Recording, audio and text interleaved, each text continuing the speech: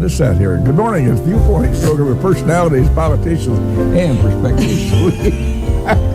We have personalities and we have perspectives this morning in abundance. We're going to talk about that in just a little bit. We're going to introduce our guest in an official way. Dave and Vicki, we always try to start Viewpoint with a kudo or something about somebody or some organization has done something well in the community and so forth. There's a lot of good going on around here, in Logan County and, Mason County. I read with interest that the Arley Theater was given some largesse by a bank and paid off the cost of that new projector that they put in the Arley Theater. Neat thing. It's very, very nice for small communities to have an edifice like that old theater for entertainment for the community. So for John and Gay Maxon, boy, it was appreciation to the bank over there for helping them fix that out. Whistlestop Library. You know where that is, Mrs. Busby? Quick. No, I'm not quick. You got me confused with somebody else. Again. Well, that's today. Remember Donna? Oh, gosh, of course, sure. yes. We've had her over here. Anyway, yes. I noted that somebody gave them a little gift over there. Very nice. Somebody saw the need, and again, LaDonna Gass. LaDonna Gass. She's that's such exactly a nice right. gal. Remember, Jim? Was it called? Yes, correct. and That's she, correct. yeah, of course. Very nice. She worked so hard to get a library over there in the depot. You guys would be proud of her, because I know what kind of workers you are. She'd fit right in with you. Well, she did that great job, and then she got the chance to. Oh, excuse me. Kitty cat wants out again, Judy. You have to let the kitty. We'll have a pause in the program while we open the door and let the cat out, and the cat will be back in through the heating, cooling ductwork somewhere in between now and the end of the program. That's my job description. His other duties is assigned, you see. It's guarding the door for the cat. I noticed the other day where we had an organization come into town called the 70 Nodders. Are you familiar with that? No, sir. No, I wasn't either. There's an organization that loosely organized, no rules, no presidents, no dues, no nothing. They're flyers that get together, and the term 70 knotters is that's a very, very slow speed for an airplane to fly, and they just decided that we're going to go to Lincoln, Illinois tomorrow, and then we'll go down to somewhere else, and I guess the decision is made if Dave Opperman says, well, let's go to Tennessee tomorrow, nobody says no, they all go to Tennessee. So I thought that was kind of a neat thing. They came in here and camped under their wings the other night out here at Lincoln Logan Airport, and maybe drop the nickel for the economy, go buy a little food here and there. So it's pretty neat to have that little thing. Yeah. So maybe you and I ought to take up flying in our advanced age. Well, we'd probably have to get an airplane. Oh, that would probably. There's that. Or I have my broom. Yeah. I am not going there. We'll forget. Flights. Honor flight. Let's talk about flying. Last night, it was kind of a short night for the old fellow. I didn't get much sleep. The plane coming out of Washington. Folks, you're familiar with the honor flight situation. Yes. So ever since I went 3 years ago, I've made it a point with my friend Richard Martin, and we go down and welcome them home every time. And the plane was a little late getting out of Washington yesterday, so as a consequence, I didn't get to bed till about 12:30. So if I fall asleep during the program, you'll understand. I'll just carry on. But we had an interesting thing last night. We had what I call a Norman Rockwell moment. There was a scout troop out of New Berlin, and Cubs too. There were some younger folks and the Boy Scouts, and some of the girls. Anyway, their leader had them. The crowd was getting a little restless. We'd be home by the time they finally got airborne in Washington. Anyway, the point being that had these young scouts lead us in the national anthem, and then followed with the pledge. It was a Norman Rockwell moment. That's good. It was just kind of a spine-tingling thing. Everybody jumped in there and participated with gusto. And it was a great, really great thing. They have, at the honor flight receptions, they have guys who will dress like soldiers of the World War II era, or Navy men, whatever. And there was a young fellow, college kid, and he was all dressed up as a GI, full equipment, spade, knife, the whole 9 yards. And there was a little fellow there next to us, and he was entranced by this. And so this guy, this young college kid, got down on his knees and took some time and showed him all the equipment, and this little kid's eyes getting bigger and bigger and bigger. Yeah. And again, that was a Rockwellian moment, because this little boy, and you can just see Norman Rockwell painting this thing. This guy is just entranced with what this man is carrying on his back and showing him. So it was a neat thing, and he took the time to do that, and it was very, very nice. We're supposed to have guests this morning. You suppose we ought to recognize Well, them? since they bothered to come all this way, I guess They came all from the other Beeson, Broadwell, and Burtonville. Yes, and they are here representing the Logan County Farm Bureau, and they've got something going on here, the Taste of Logan County Agriculture, on the 22nd of June out at the Farm Bureau building that's on 120 South McLean. Where the post office is. It's right by that. Right next door. That's it. That's the place. That's across the courthouse, I believe. Yes, you can find the courthouse. On the east side of the courthouse, perhaps, yeah. Yeah, if you just get uptown, you'll see that there's a courthouse. Walk around it and you'll see them out there on the 22nd. Definitely. Now, these two people, one especially, I've known for 100 years, since her children Are you that old? Yeah. were born, and now they're all grown up. All grown up. Yeah, it's just amazing. Vicki Huelskoetter and David Opperman, and they are both Farm Bureau members in good standing, hardworking people in the county of Logan. And they're going to talk to us about a taste of Logan County agriculture. David, you want to introduce the subject? Where'd you come by this? Did she give you some idea about that? Well, last winter we're sitting around a table and trying to figure out a way to showcase agriculture, basically to convey to the community more about farming and what we have to offer.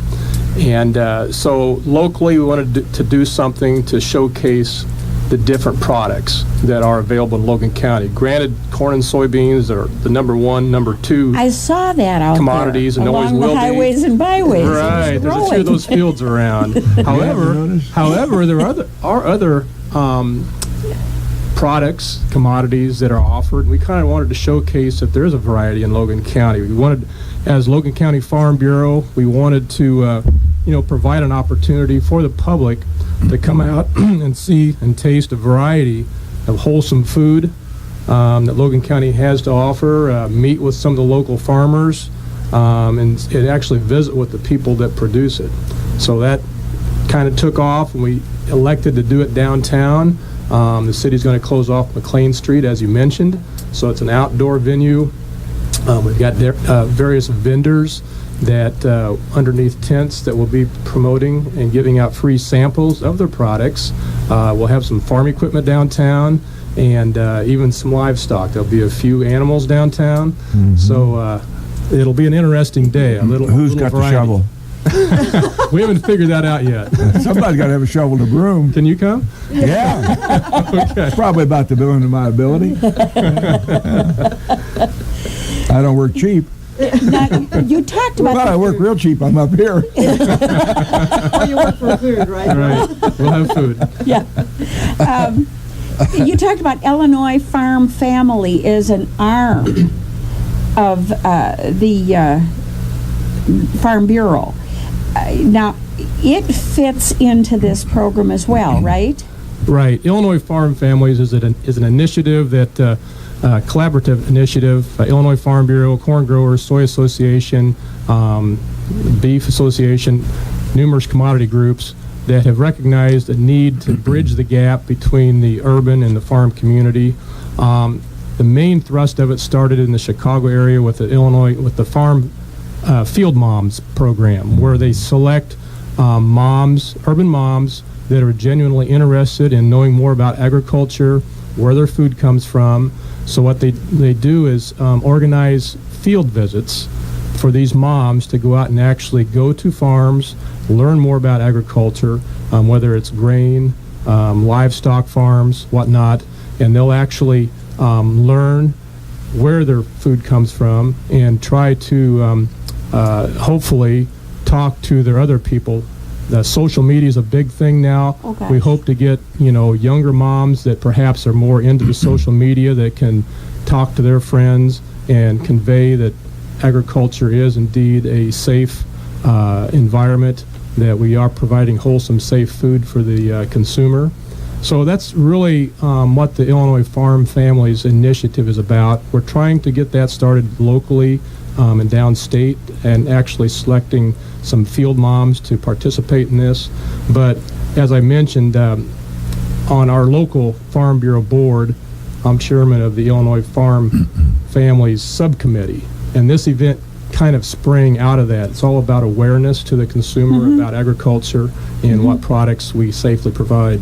I should think something like that would be growing, David, because of the interest in organically grown things and the interest in locally grown products. Many people are wanting to know, where did it come from? Vicki? Yep, that's very true. We get that question many times on Saturdays when we go to the farmers market up in Bloomington. We have a pork business where we sell the pork that we grow at our house, and that's many times the questions that we get. Where do you live? Where are you from? How far do you come to the farmers market? How fresh is my meat? Mm-hmm. And it occurs to me, Judy and guess that we use the term organic farming. A lot of folks out there in the ether world, that's a term with which they're not familiar. Maybe we ought to kind of try to describe organic farming and what that means. Organic is something that when you sell the product, whether it be milk or meat or whatever, vegetables or whatever, you have to be a certified grower to actually advertise that you have organic products. But it would be chemical free then, right? Yes. Chemically free. But that's the point. on the other side of that coin, and there always is another side of every coin, if we went totally organic, we couldn't be the breadbasket of the world, I'm afraid. Exactly. It's very costly. I told you she's more than a pretty face. See that? She honed right in on that. I got big feet too. But seriously, I was sitting here thinking, my grandfather and your grandfather were contemporaries, notwithstanding the difference in our ages, but anyway, in the time of agriculture at that time was such a quantum difference of what we're experiencing today. If they were to come back and see what's going on today, they would be boggled. Their mind would they couldn't comprehend all of the changes that have taken place. And they couldn't buy a combine either. Well, no, I reckon not. But, they had, back in those days, you always had to have a legume crops for rotation. They don't rotate anything except the tires hardly now. Well, the reality is things have changed dramatically in the ag community over the past, decade, even the past few years. And the thing that you brought up about the organic, we recognize that there is a niche market for things like that, and the world's big enough for all those types of consumers. Mm-hmm. The reality is, as you mentioned, Judy, if everything was organic, we couldn't feed enough people in the world doing it by those means. And quite frankly, there's been no scientific evidence that's proven that the way we produce products is inferior at all. I mean, there's no scientific evidence that says organic definitely is better than the way the mainstream agriculture produces its products. So I guess the point is there is a niche for that, and there's nothing wrong with that. But the reality is, to feed the whole world, it couldn't be done that way in a mass production as we're accustomed to nowadays. And you mentioned the changes in agriculture. I mean, it's very dramatic. Farms have gotten larger. Economies of scale have played into that. The technologies that we use today, I know would make my grandfather, just shake his head. It's amazing the technology that we use on the farm nowadays to allow food to be cheaper for the consumer. I could just see taking Mr. Opperman up there in a cab today and set the GPS and sit there and talk to him and pull attention to him, not even worry about it until you get to the end of the row and disengage and turn around. And Right. They couldn't begin to comprehend that. Play cribbage in the meanwhile, huh? Well, something neat about this particular day, we're going to have an interactive display there. Actually, McLean County Farm Bureau has a trailer that they've put together that actually has a real-life combine cab in it. And it's a simulation. They have like a screen around it where you're actually sitting in the combine cab, and it's as if you're harvesting corn. So you'll see the crop coming at you all around you as you're going through the field. So that's kind of cool. It'll give a lot of people opportunity to have the feel as if they're in a combine harvesting corn in the fall of the year. So Joe and Josephine Smith can come in and get in that and see that. Exactly. So now listen, public, that's something you want to be sure and try to take advantage of and come down to, because you'll really get an idea a little more about agriculture and how important it is to see the folks around the square. Walk into the average grocery store, they have not a clue as to how these products get there. And this is designed to show them how that happens. And that's something that we've recognized. That's one of the main reasons we wanted to do this, because as time goes on, there's more generations removed from agriculture. Granted, we're in a rural community, but there's a lot of generations removed from the farm per se, more so than it's ever been. So we're trying to bridge that disconnect, and it's all about education, just conveying what's done, and realizing that we're producing a safe, wholesome product. Have you both been on the farm? David, you have, I know, since you were born. And Vicki, I know you have since you were married. Were you before that, definitely, too? Yes. No, I actually, I lived in Lincoln until 68, and then we moved to Beeson, and that's as far as I got. And people will remember fondly Charlie Engelhardt. Yes. And you were his secretary, and that was a couple years ago. That's right. Yeah. So you were certainly engaged in agriculture at that point, weren't you? At that point in time, not only on the farm, but in town also. You bet. I think, Vicki and David, it would be well if we kind of recited the folks that are going to be, the local folks that are going to be involved in this, because it's a great community project here. So if you, as they say in show business, if you would take it from the top, and kind of remind folks of who locally are going to be involved in this. That sounds great. We have some wonderful people within our community who have offered their products, and we'll be glad to be there to talk to farmers and to showcase their products. We have Gail Saucy from Gail's Pumpkin Patch. We have Herman Schwantz and Sarah Prescott from Heartland Beef Alliance. We have Larry and I there from Huelskoetter Pork. Steve and Anne Marie Irwin and their family from Irwindale Holsteins and Prairie Farms Dairy. We have Jam Sweet Treats. They're in Logan County and Atlanta area here. They have several baked goods that they use some farm products in. I know that they use our bacon in their chocolate chip cookies. So they do, and they're just absolutely wonderful. So I thought they used that with the eggs from from the Boyles farm. Yes. They have Nathan and Elizabeth Saucy from Saucy's Apiary with their honey. Steve and Pam Schreiner from Schreiner Farms with their lamb.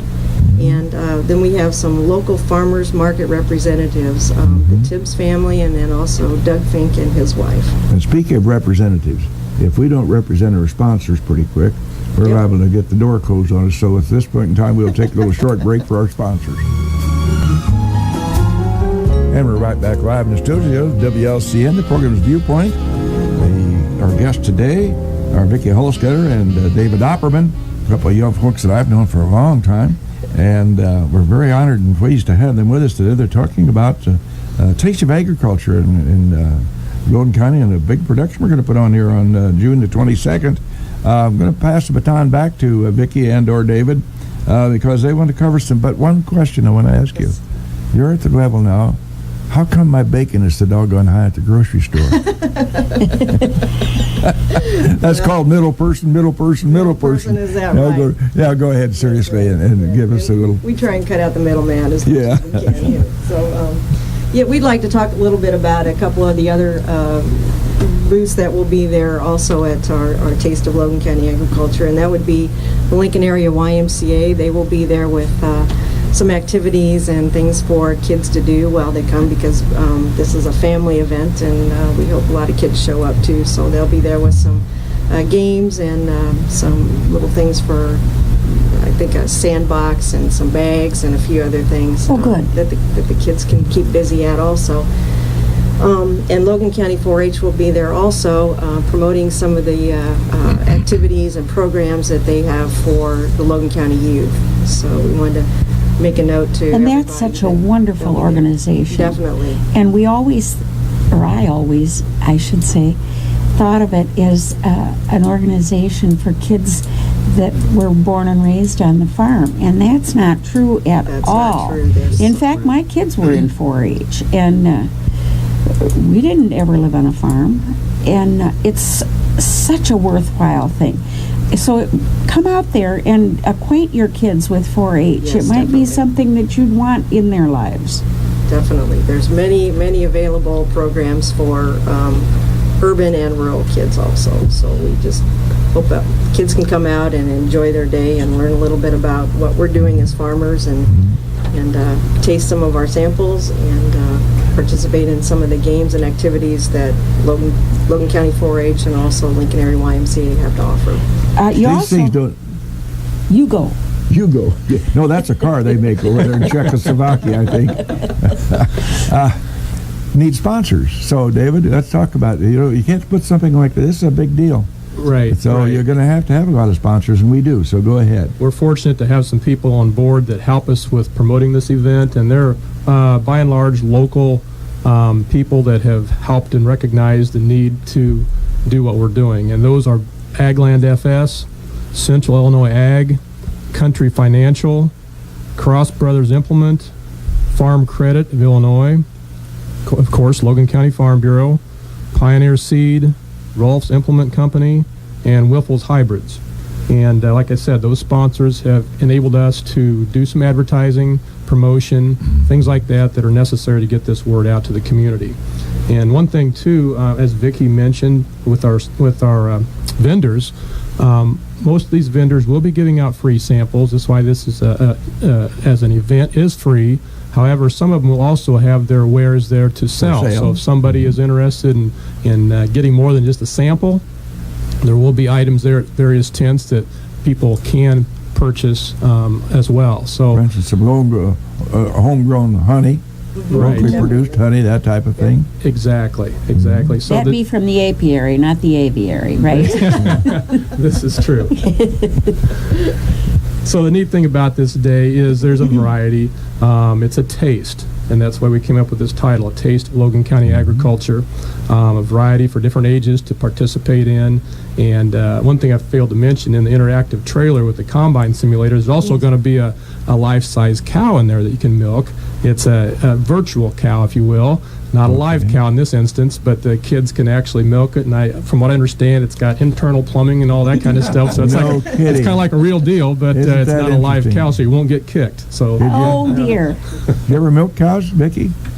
No, but I've been down to Irwin's many times. Yes, I've taken lots of folks from. My grandfather could never quite do it up to his standards. It's a lost art. And that's one thing that we hope to have also, is the Irwins are hoping to bring a calf for the kids to see, and Mr. Jadlowski is looking to bring a goat, Several possibly. goats? Yes. So we'll have a few of those. Now, would he be up towards Mount Pulaski by any chance? I see goats up in there. There's a smattering of goats in the community. I mean, the Jadlowskis, of course, are by Atlanta here. Oh, sure. Right. And there's... Oh, I remember he's the superintendent now, and he used to win at the fair all the time with his This is goats his when he son. was a kid. Yeah, that's his son. They've got a full tribe, so they... Yeah. Gillette Ransom's got some goats down there in Elkhart. And, I guess there are really quite a few of you around. A lot of cabrito, huh? As a child, I was forced to drink goat's milk. I can tell you today I didn't like it. I want to emphasize the fact that this is from 2 to 5. So it's kind of a narrow time frame as far as a window of opportunity to get down there is concerned. But we'd urge you, particularly finding out this morning that we're going to have these virtual machinery operations for people to get in there and actually see what it takes. Right. Right. And they'd be staggered to know the cost of a combine today, or just an average tractor. Right.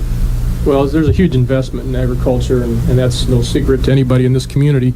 The reality is you have to have a large investment to farm nowadays. Mm-hmm. And like I mentioned earlier, there will be some equipment downtown for people to actually touch, feel, walk around, and visit with the farmers on how they're utilized, and basically they can talk to them about the costs and whatnot. But we wanted to make this as a venue for anybody to come down and see the cross-section of agriculture in Logan County. There'll also be, the corn and soybean promotional information there as well. We're hoping to give out some, free coupons for some things. We're working on that right now with some other local gas stations about promoting E85 as a fuel.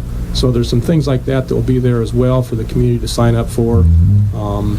So there's a good variety that day. We just hope it's a nice day weather-wise, and that's one thing I wanted to point out. Even if it's a drizzly day or whatnot, we're still going to go ahead with this. We don't have a rain date scheduled per se, so it's going to be going regardless unless it's a monsoon. It'd be pretty hard to postpone this to the following Sunday. That just can't work. It's just one of those things. You do or you don't. Everybody's got an umbrella. Yeah. That's In what fact, said. I Bring your know they umbrellas. have, because I think of them somehow as a single-use item, and if I take one out of my house, I leave it wherever I went.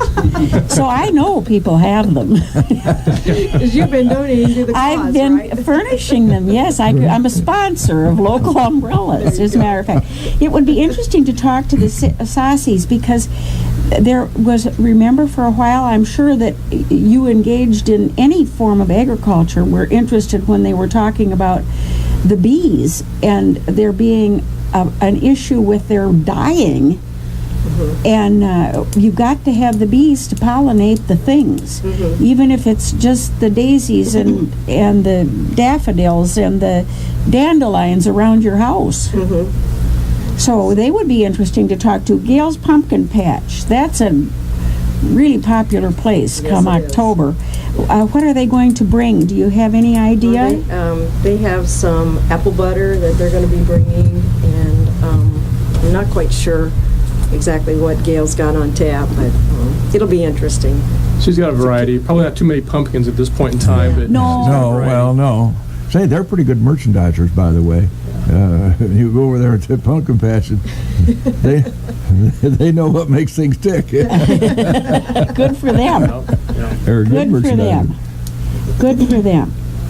We have beef coming. There'll be some beef samples from Heartland Beef Alliance, Herman and Sarah. And we'll have pork samples and pork for sale.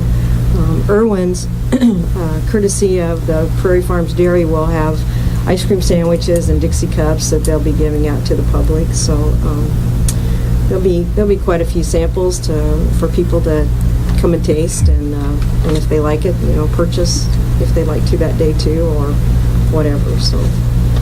And the farmers market participants, I guess we can about imagine what they'd be bringing, huh? Yes. Well, they're going to have some samples there, but that'll be one instance where they'll also be selling their wares because it's seasonal, and there'll be items that they can indeed sell at this point in time. So, what would a local outdoor farm event be like this without showcasing, fresh vegetables and whatnot that are available in the community? So, really getting back, we've said this before, but we wanted to have an event that would showcase the variety. People a lot of times just think corn and soybeans and that's it, but there is a variety in Logan County, and we wanted to acknowledge that and make people aware of the fact that there is something more here to be offered and that people can partake of that. Excellent. But they have to also understand that when they go to the store and buy their bacon, that bacon just didn't jump in that package. It had to start from somewhere. And it may come from Logan County.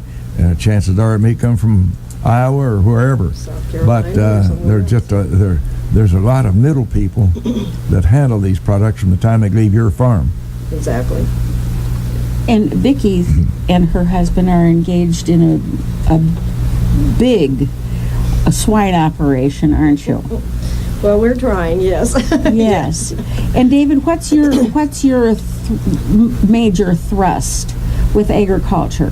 Well, grain? Yeah, we're predominantly a corn and soybean operation, and we used to have livestock years ago, but we focus on grains now, predominantly corn and soybeans and some seed beans and things like that. So you don't have to babysit quite as much with corn and soybeans as you do with hogs, do you? Yeah, that's very seasonal. That's right. Well, the folks drive around the county today, and if they weren't here in the time when almost every farm had some livestock on it, to some degree, some more than others.